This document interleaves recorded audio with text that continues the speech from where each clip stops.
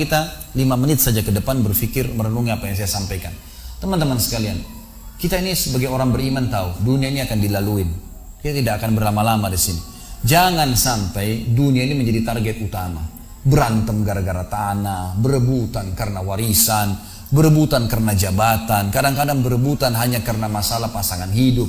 Untuk apa? Untuk apa teman-teman sekalian?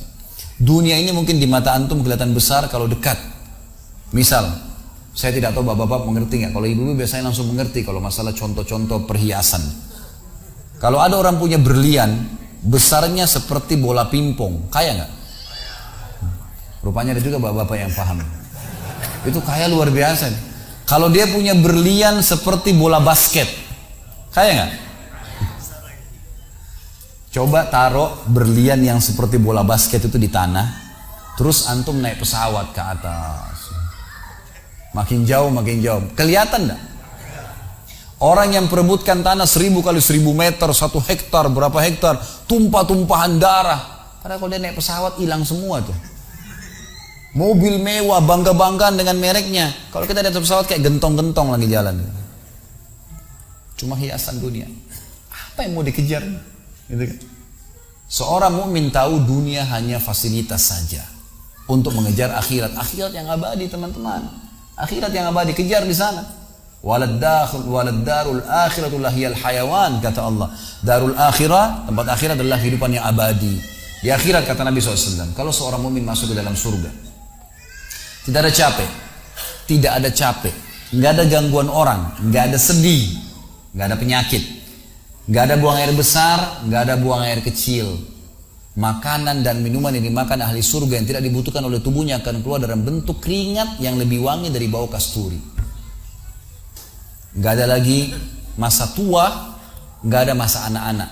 Semuanya berumur 33 tahun. Dan semua laki-laki akan kembali kepada poster ayahnya Adam, 60 siku ke langit, 27,5 meter. Dan semua perempuan kembali kepada poster ibunya Hawa, 40 siku ke langit, 17,5 meter. Nggak lebih ya daripada itu, dan tidak pendek tidak tinggi. Jadi teman-teman yang pendek nggak usah khawatir. Ini cuma dunia. Sampai orang beriman pun tahu kalau ada orang lahir dalam kondisi fisiknya luar biasa, matanya buta, telinganya tuli, tangannya, kakinya semua putus, gitu kan? Itu tetap bagi orang beriman punya nilai. Karena itu cuma dunia. Begitu dia meninggal, jasadnya akan dimakan oleh tanah. Sebagaimana sabda Nabi SAW, semua jasad kalian akan dimakan oleh tanah kecuali tulang ekor kalian yang darinya Allah akan tumbuhkan kalian. Di akhirat ditumbuhkan jasad yang baru. Itu yang akan hidup bersama kita di surga atau di neraka, gitu kan? Jadi ini cuma dunia sebentar. Untuk apa dikejar, teman-teman sekalian? Ingat, Nabi SAW pernah keluar dalam hadis Bukhari dari masjid beliau, kemudian beliau menggambar kotak. Lalu beliau mengatakan, inilah kotak kehidupan manusia. Seperti meja ini misalnya, inilah kotak kehidupan manusia. Lalu Nabi SAW menggaris dari luar kotak, di bawah kaki beliau, digaris, dilewatin kotak ini sampai melewati kotak tengah, di depan, panjang. Lalu kata Nabi SAW, ini angan-angan manusia. Ini angan-angannya. Angan-angannya melampaui kehidupannya. Lebih 500 tahun ke depan, padahal umurnya cuma 60-70. Lalu Nabi SAW menarik dengan tongkatnya dengan keras dari sisi kanan garis kotak, digaris dengan keras sampai terbongkar tanah itu digaris dan memutus garis tengah itu. Lalu beliau mengatakan, dan ini kematian yang akan datang memutus angan-angannya. Di Jakarta kemarin teman-teman sekalian, ini bukan nakut-nakutin, tapi di Jakarta kemarin begitu. Ada orang keluar dari mall, kisah nyata, bawa kresek banyak sekali, habis belanja buat keluarganya. Mobilnya Masya Allah mewah luar biasa, super lux, paling mahal. Parkir, begitu melihat tukang parkir, alhamdulillah, tukang parkirnya sangat senang nih, karena ini orang kaya, pasti kasih tip yang banyak gitu. Naik di mobilnya, di starter mobil, tidak pakai supir kebetulan, dia nyalain, mobil di depan ada, mobil di belakang ada, gitu. Jadi terhimpit. Tiba-tiba orang ini tuh starter mobilnya diinjak gas dengan sangat keras, mundur ke belakang, nabrak mobil di belakang, hancur total. Tukang parkirnya pun tadi jadi marah, Pak, apa nggak lihat, ngambil marah-marah. Tapi anehnya orang ini gasnya terus kencang, gitu ribut, gitu kan. Maka tukang parkir curiga, dibuka pintu, orang itu sudah meninggal dunia. Teman-teman sekalian, pernah nggak orang ini berpikir dia akan mati pada saat keluar dari mall? Kalau dia tahu, dia tidak bakal keluar ke mall tuh. Di depan mata saya pernah ada orang meninggal di rumah sakit ayah saya. Kebetulan di Makassar beliau punya rumah sakit, dan itu di pinggir jalan raya. Sore hari, subhanallah, ada anak muda. Saya pas lagi di teras lantai 2 rumah ayah saya, itu kelihatan jalan raya. Jadi kelihatan orang kejadian ini. Ada anak muda lagi pakai motor, waktu itu motor baru dia jalan. Jadi jalurnya 2 jalur gitu kan. Rupanya motor ini motor itu dari arah sana. Kemudian di sini ada mobil pick up yang pelan jalannya gitu. Ada mobil truk pelan jalannya. Di belakang ini rupanya ada mobil truk pelan, di belakangnya ada mobil pick up. Mobil pick up ini mungkin kena terganggu. Dia bukan ngelewatin dari kiri, dia keluar ke jalur sebelah. Keluar, motor yang tadi lagi kencang, dia kayak sangka tabrak, meninggal di tempat. Jatuh tergeletak, motornya dibawa, dicek di rumah sakit ayah saya di klinik, ternyata sudah meninggal dunia. Saya lihat orang itu subhanallah tergeletak. Ada beberapa produk yang dia bawa di motornya. Lalu saya bertanya, saya muhasabah sendiri. Orang ini pernah berpikir nggak ya waktu keluar rumah tadi akan dia tabrakan, dia akan jatuh? Saya yakin tidak. Kalau dia berpikir dia tidak akan keluar dari rumahnya. Tapi begitulah ajal kalau datang teman-teman sekalian. Kalau datang tidak akan terlambat sesaat atau berkurang sesaat. Harus pahamin, gitu kan? Jadi jangan sampai kita berlebihan. Saya tanya teman-teman, Anda jujur jawab. Kalau seandainya Anda ke dokter, lalu kemudian dokter mengatakan, maaf Pak, Bu, umurnya tinggal 2 minggu menurut ilmu medis. Ini ada penyakit parah, tinggal 2 minggu, dokter nggak bisa obatin lagi. Kira-kira orang yang seperti ini sudah divonis sama dokter akan mati 2 minggu lagi. Nggak ada lagi, sudah kankernya, sudah tumor, segala macam di tubuhnya, sudah segala macam penyakit. Nggak bisa lagi hidup orang ini. Kemudian ada orang datang, temannya bilang, itu si Fulan, ceritain kamu. Kira-kira dia masih mau ribut berkelahi? Itu orang tuh mau mengambil hakmu, masih mau mengebut lagi? Sudah semua? Enggak, sudah, nggak mau tahu. Ini 2 minggu lagi mati. Semestinya teman-teman tidak usah tunggu vonis dokter nih. Siapa yang bisa jamin sekarang di masjid ini teman-teman ada dari tembok ini tiba-tiba malaikat maut, saya lihat antum tidak lihat, roh saya tinggal dikenang, Khalid Basalamah pernah ceramah, selesai. Dan Anda juga bisa begitu setiap saat. Bagaimana orang bisa tenang nih dalam kemaksiatan kepada Allah sementara setiap saat malaikat maut bisa datang jemput dia dan ada hisab semuanya. Ini bahaya sekali.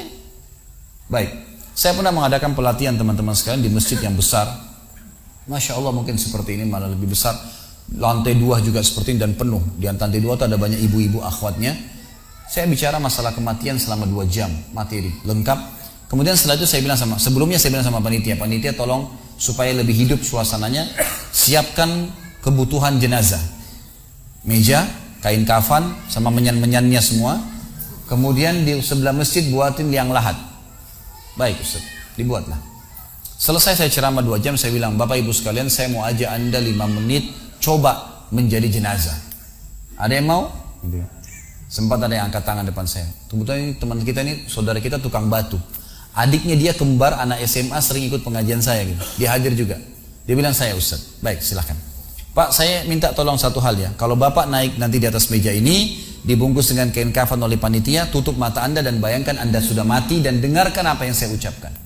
Baik Ustaz, baik. Saya juga bilang sama panitia di atas masjid waktu itu, ibu-ibu, silakan kalau ibu mau coba, panitia tolong bantu. Saya sudah pandu waktu sebelum pengajian. Ringkasnya adalah dia naik. Subhanallah, begitu dia naik, Bapak Ibu sekalian, orang ini naik di atas meja, begitu tutup matanya dan ditempelin kain kafan di pipinya. Ini kain kafan asli kita beli. Ditempel di pipinya, langsung dia nangis. Nangis dia, terisak-isak.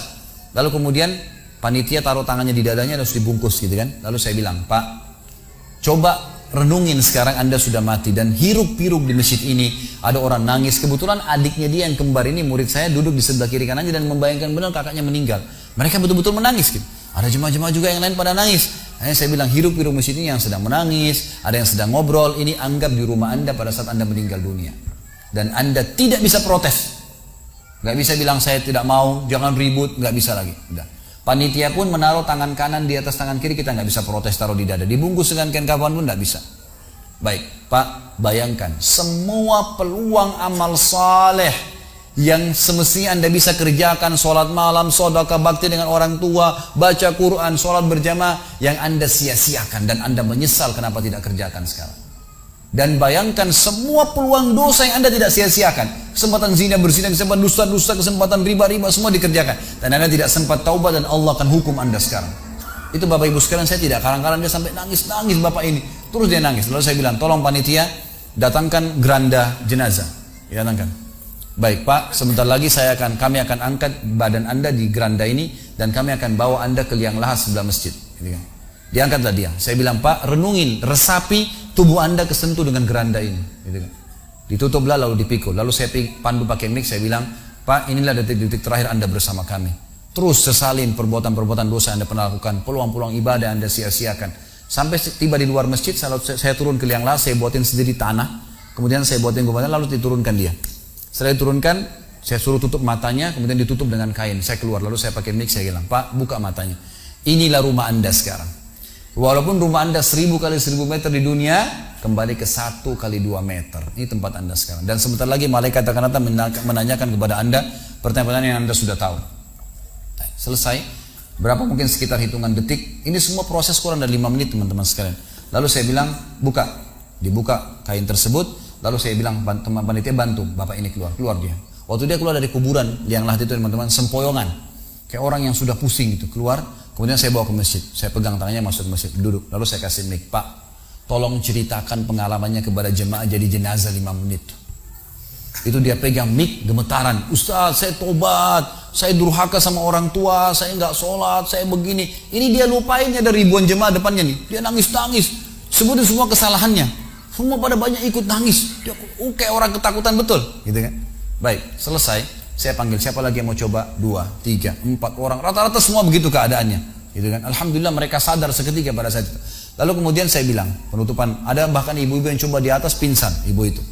Kita bukan nakut-nakutin, tapi memang saya praktekin. Lalu saya bilang begini, Bapak Ibu sekalian, sebagai penutup acara saya bilang pada saat itu, bahwasanya ini hanya praktek jadi jenazah.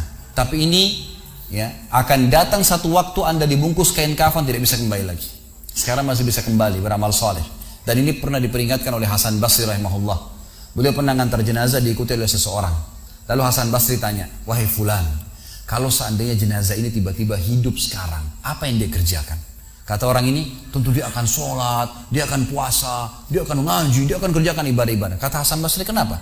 Dia bilang karena dia sudah mati, dia tahu nilainya ibadah itu. Kata Hasan Basri, yang kau ucapkan benar, tapi di depan matamu ini tidak bisa hidup lagi. Kamu sekarang masih hidup, kerjakan seperti dia kalau dia hidup. Jangan tunggu itu, gitu kan? Ingat teman-teman, pujian teman, ancaman teman, atau orang sekitar kita, hanya sepanjang lidahnya. Kamu hebat ya, kamu kaya ya, kamu gagah ya, kamu cantik ya, sepanjang lidahnya demi Allah. Mau apa itu? Apa yang mau direbut? Orang-orang setengah mati sholat malam sejam, 2 jam, besok ceritain ke orang hanya butuh pujian sepanjang lidah dia. Untuk apa? Teman-teman yang suka riak nih, saya ajarin caranya gampang. Ada caranya gampang. Kalau Anda besok pagi mau cerita kepada teman-teman Anda di kantor atau tempat, saya sholat tadi malam, sholat malam, gak usah tunggu besok pagi setengah mati, ngantuk-ngantuk nanti malam bangun. Jam 2 malam sebentar, datangin rumah teman yang jadi target, ketok pintunya, nih saya mau sholat, lihat ya. Selesai, gitu kan. Untuk apa nunggu besok setengah mati, gitu kan. Gak ada gunanya riak, pujian orang sepanjang lidahnya, jangan, gitu kan. Gak ada gunanya. Jadi teman-teman sekalian, sadarilah mati akan datang dan jadilah seperti Bilal radhiyallahu anhu, sahabat Nabi yang mulia. Waktu ditanya, ma ra'yuka bil maut, apa pendapat Anda dengan kematian? Kata beliau, marhaban bil maut, selamat datang kematian. Apa yang saya mau takutin? Apa yang dia mau takutin kalau selama hidupnya dari bangun tidur sampai tidur semua ketaatan? Pastilah terbalik, orang rindu, gitu kan? Orang mukmin itu rindu. Waktu terjadi perang Yarmuk tahun 14 Hijriah, waktu itu dipimpin oleh Khalid bin Walid dengan di situ di dalam pasukan ada Sa'id bin Zaid. Sa'id bin Zaid salah satu yang dijamin masuk surga. Teman-teman bisa nonton serialnya di website di www.khalidbasalama.com, ada serial sahabat. Saya ceritakan di situ ceritanya. Jadi kata Sa'id bin Zaid, waktu kami berhadapan dengan pasukan Bizantium, Romawi, Nasrani ini, mereka jumlahnya 120.000 orang, dipimpin oleh pendeta-pendeta dengan salib-salib yang besar dari emas. Lalu mereka memukul pedang-pedang mereka di perisai mereka sambil melantunkan yel-yel mereka sehingga membuat kami pun sempat nyali kami ciut, gitu kata Sa'id bin Zaid.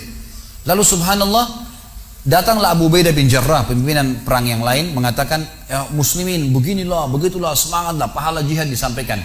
Lalu tiba-tiba ada satu orang yang membakar semangat kami. Satu orang, dia datang mengatakan, wahai Abu Ubaidah, pimpinannya, wahai Abu Ubaidah, saya sekarang sudah tidak sabar, mau mati syahid, saya mau masuk sekarang ke sana. Gitu kan? Ada pesanmu untuk Rasulullah SAW? Ada pesan tidak untuk Nabi? Saya sudah tahu saya akan mati nih. Kata Abu Ubaidah, sampaikan salam kami dan kami memperjuangkan agamanya. Orang itu pun masuk ke musuh sendirian, menembus musuh tersebut sampai mati syahid. Kata Sa'id bin Zaid, Suatu saya lihat semangatnya orang tersebut dan tahu yakin dengan janji Allah benar, maka saya loncat dari kuda saya lalu saya tunduk, kemudian saya membaca Allahu Akbar lalu saya menyerang musuh. Semenjak itu rasa takut saya hilang dan akhirnya kami memenangkan peperangan. Jadi memang teman-teman sekalian, mati itu akan dilaluin dan memang mati sebuah pintu, kita harus laluin. Tanpa mati tidak bisa. Tapi orang beriman tahu mati itu justru kebahagiaan buat dia, karena semua yang bertahun-tahun dia kerjakan dia akan panen di sana. Semua kehidupan abadi ada di sana, maka dia rindu dengan mati. Tidak perlu takut, gitu kan? Toh akan datang. Jadi harusnya difahami masalah-masalah seperti ini. Baik.